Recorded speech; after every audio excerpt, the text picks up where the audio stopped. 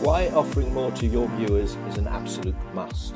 I was recently asked to put together a panel for the National Sports Forum Spring Summit that looked at how the broadcast industry was attempting to engage with that elusive next generation audience. I decided to go right back to the beginning of my career for some answers. When Sky TV launched in '89, they were the disruptors in the broadcast landscape, and they knew they had to offer the viewer more if they wanted people to pay a premium for it. And as I found out, that still holds true today. It was great catching up with Peter Hutton, now head of global sporting partnerships at Facebook, and Steve Smith, executive director of content at Sky Sports. We'd all sat within a few feet of each other back at Sky HQ in Isleworth in the 90s. 30 years later, it was like we'd never left. I took a lot from the discussion and thought I would share some insight here. Why is engaging with this next generation audience so important? At 68 million, Gen Z is the biggest demographic group in the US. They're not interested in passive consumption of premium sport content. They need more. They want to feel they are part of a community and that the content that they are prepared to pay for is a personal experience for them. It's the idea that you shouldn't be asking what does your audience want to watch. You should be asking what does your audience want to do. For the major broadcasters, the issue is now noticeable, but not too negative. Yes, there is cord cutting and churn from a problematic younger audience, but the core subscriber base is still large enough to hold the whole thing together. In 10 years' time, this core will be further diluted, 2 decades from now, and things will look very different. So what to do, how to engage? At present, the most standard attempt for traditional linear broadcasters are those clunky social media segments to appeal to this connected viewer. Please get in touch. Let us know your thoughts. This is the equivalent of sending customers away from your restaurant to buy the side dishes they want with their meal elsewhere. The viewer has to go looking for this additional content on betting apps, on WhatsApp, on Twitter and Insta. But the actual show is essentially the same as it has always been. It is time to deliver real engagement, to position it over the top of this expertly produced content, and for the content owner to be able to benefit from it. For social media platforms, and highlighted by Peter, it's all about offering engagement tools to keep the fans on their platform.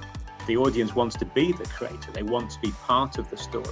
And that's the important part, is giving them the tools that allows them to be part of that story. This is exactly the approach that right holders, federations and broadcasters should now be looking to implement. Media convergence is key. It is vital nowadays that broadcasters, programming and digital teams work together through every step of the production to have an appreciation of each other's goals and content.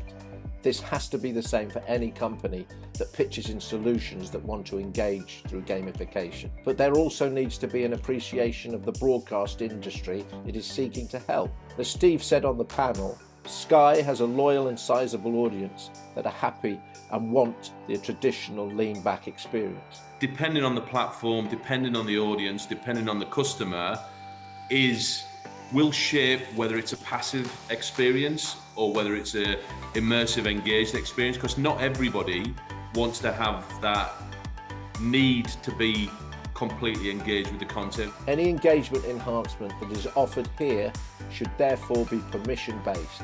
There is no one-size-fits-all solution to any of these platforms. Let the specialists help.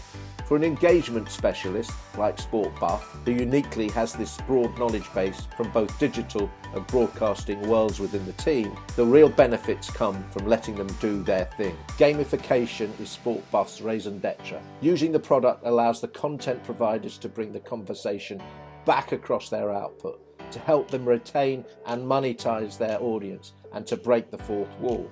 What should this engagement look like? This should be two-way interaction across the premium video content on the partner's platform. Don't rent the audience somewhere else. Own it, gamify it, spark competition amongst your viewers, let them earn points, play against their friends and personalise the experience. This is real engagement. As was discussed on the panel, Facebook and Sport Buff have both seen massive uplifts in view time on this immersive two-way gamified experience. We've seen stats here where if someone's watching a live feed and they comment or they vote or they're part of some sort of engagement around the feed, they stay 20 times longer because they're part of that experience. In conclusion, as Peter from Facebook said, content providers should no longer be asking what viewers want to watch, but what they want to do.